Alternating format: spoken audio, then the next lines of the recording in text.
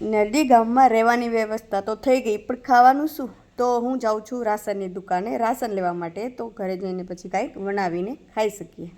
અને દુકાનેથી ફટાફટ રાશન લઈ અને હવે હું નીકળી પડી છું ઘર તરફ, જ્યાં રસ્તામાં ગાયો આવી છે અને આ ગામના નજારા જોતી જોતી આ નાનકડા રસ્તા ઉપરથી જવાનું છે ઘરે. અને થોડુંક જ ચાલ્યા પછી ઘર આવી ગયું. આ સીડી છે એ ઉતરી જાઉં એટલે તરત જ નીચે ઘર છે.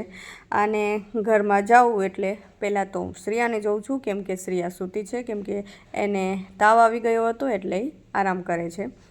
અને હવે ફટાફટ મેં છે ને મારું બધું રાશન અહીંયા રાખી દીધું છે. આ બધી થેલીમાં હું રાશન લઈ આવી છું, થોડાક ફ્રૂટ લઈ આવી છું અને થોડુંક શાક લઈ આવી છું.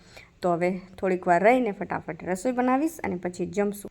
અને પછી થોડી વાર રહીને હું બહાર નીકળી, તો બહાર જઈને જોયું તો વરસાદ ચાલુ થઈ ગયો હતો. તો વરસાદનો માહોલ તો એકદમ મસ્ત હતો, કેમ કે પહાડમાં વરસાદ પડતો હોય ને ચારે બાજુ આવી લીલોતરી જોયા રાખીએ તો બહુ જ મજા આવતી હતી.